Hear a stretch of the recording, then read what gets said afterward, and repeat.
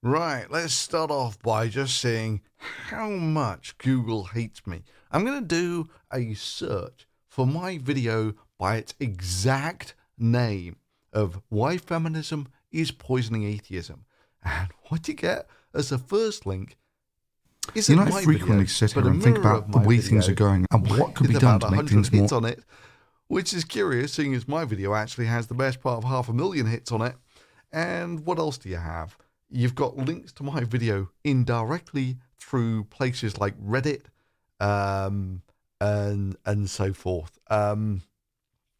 Whereas if I take that exact search term and stick that into YouTube like that, boom. The first video is kind of forgivable: Atheism, Feminism, the Bible by Ravi Zacharias. Another I always shudder at how bad these Christian apologists are, the pseudo-intellectual types. Anyway, there's my video at number 2 with about 500,000 hits of why feminism is poisoning atheism. And the reason I bring all this up is because one of my patrons recently sent me this podcast from Dogma Debate with David Smalley, of which I listened to about the first hour or something, almost 3 hours. And it's kind of fun because back in the day, we were all kind of declared on separate teams. This is the thing. How did atheism crash and burn so badly? From back in the days when it was Dawkins, Harris, Hitchens, and Dennett? How did it go from that to what it is today?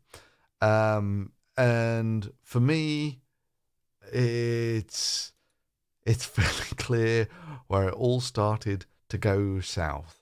And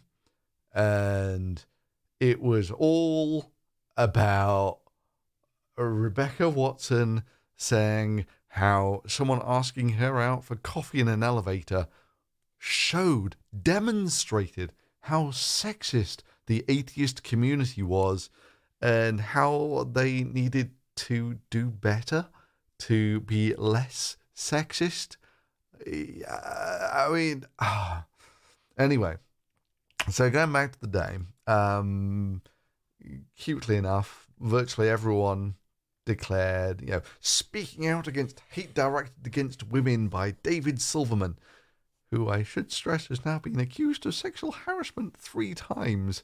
The last one, I don't know about the other 2, but the last one is sort of documented here, and it is one of the most callow and superficial versions of sexual harassment that you can imagine. Basically, he sort of touched a woman's back or something, or rubbed it, or these are the sorts of, if that's what sexual harassment is, I could sue virtually all of my work colleagues, for their physical contact in less than a week or something.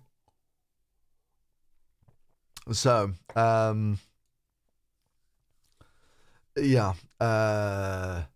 everyone basically declared that, no, we really need to protect these women from the horror that they experience at conferences.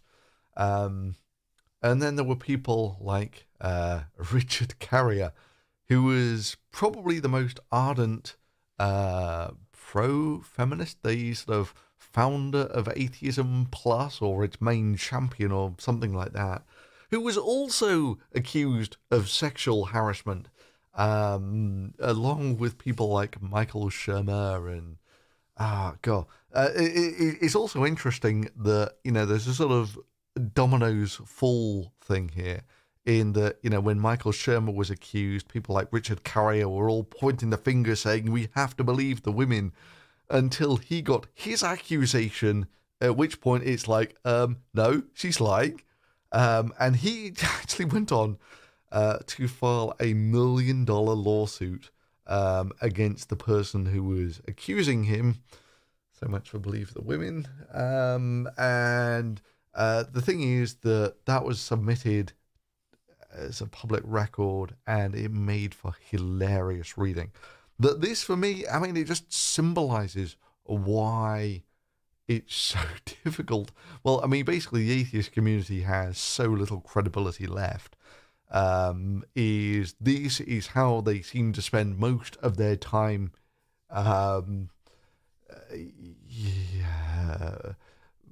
on petty infighting.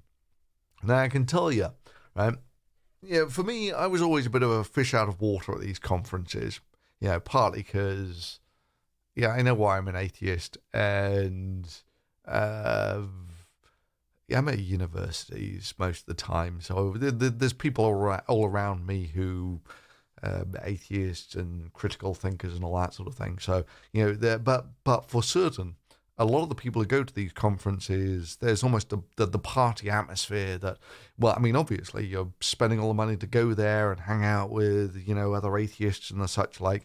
But for a lot of them, they're really sort of throwing off the shackles of, they don't have to pretend anymore. They're going to a place where, most of their life they have to worry about, if not, believing, pretending to believe in someone's religion, at least saying that they respect it. And, here they can let their hair down and they can say what they think, and they can enjoy laughing with other like-minded people.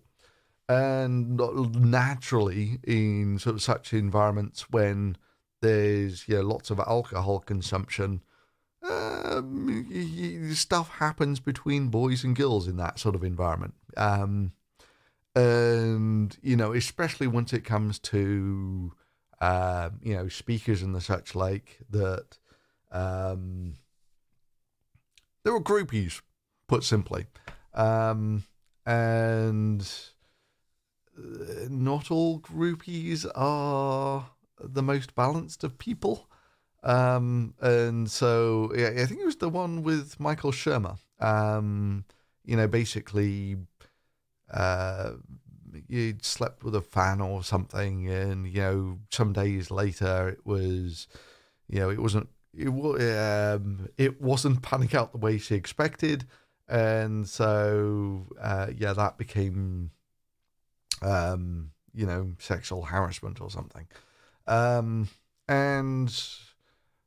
Richard Carrier, as far as I can tell, he was really into he was straight up going to the conferences to get laid. He was actually putting out adverts before he went to the conference for, telling people about his sexual life and how he was polyamorous and was open to offers from women. Yeah, I don't know how that panned out for him. But for certain, he got the sexual harassment claims at some point or another. And rather than believing them, he was up for suing them for $1 million. And this is really where you just can't be taken seriously. And so, I listened to the first hour or so of the dogma debate thing. And it turns out that Dave Silverman had slept with Matt Dillahunty's wife. And the whole thing just comes across as and he's saying about how he was a dom and she liked being a sub. And I don't care. I don't want to know about your sexual life. You're meant to be an atheist community, for God's sake. And here it is, essentially being dominated by who's sleeping with who in these tiny little communities that go to these atheist conferences, this is a large portion of why, it's just impossible to see these things going anywhere. And it's just general observation for the week or so when I joined Free Thought Blogs.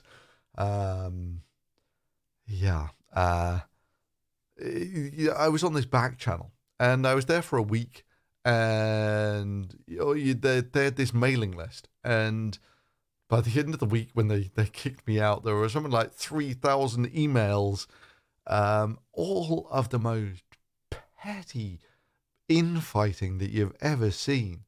And it was clear to me then that they're a bunch of losers. Actually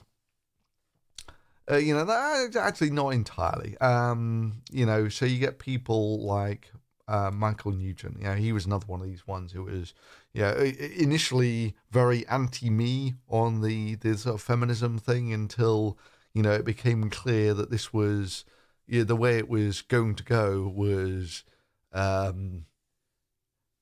anyone who if a woman pointed a finger at someone, they were instantly guilty and had to be shunned and all that sort of thing. Or, if a man asked, for the crime of asking a woman out if she'd like to have a coffee with you or something. So I think Michael Nugent sort of came around a bit on this in the end. But, the thing is that at least he was an activist in the real sense of the word. He was Atheist International Ireland or something, where they were doing loads of things to combat some of these really draconian religious laws that they had there. And, you get people like Matt Dillahunty, who I've had real run-ins with a guy. But, the bottom line is he's fairly focused on doing the atheist stuff, not the sort of... I say that. I mean, Dave Silverman says he's gone through all, the Dillahunty's gone through all these things to sort of backstab him and get him out. But, there's no love lost between me and Matt Dillahunty. But, the bottom line is he's fairly decent when he does his debate things, which is good. I mean, you can't be sort of an activist group and then spend your entire time on petty infighting, which is basically why, feminism just killed absolutely everything. When you spend most of your time sort of haggling over,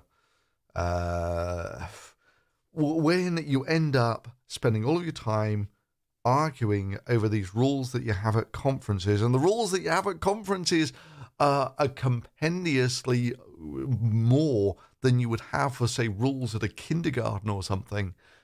I mean, it just sucks all the fun out of going to these conferences. I mean, people went to them to let their hair down and have fun, all that sort of thing. You suck all the fun out of it, and it's gonna die. Yeah. So I can't remember whether I said this earlier. Dave Smalley, he's another one I've had run-ins with. And I think at some point he describes Richard Carrier. Some of these videos are hilarious, by the way.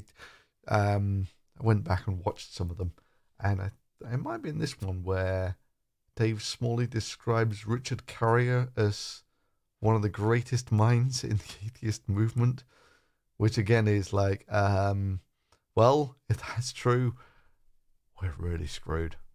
Anyway, it's mostly for reasons like this that I sort of lost interest, and it's like trying to build a house whilst everyone else is smashing it up and burning down the walls. And at that point, you get nothing from being a group. In fact, it's almost antithetical to what you're trying to achieve. So, I kind of went off, and it's like, nah, I'm happy doing stuff on my own. And, I mean, now I think about it, I've not been back to an atheist conference. Well, actually, no one's invited me, which obviously bothers me hugely. I mean, I was always kind of skeptical about the worth of sort of traveling halfway around the world for these things anyway. But Yeah. Even if they had, I'm just not that interested. Anyway, so I hope you enjoyed that. If you did, leave a like on the video, and I'll see you next time.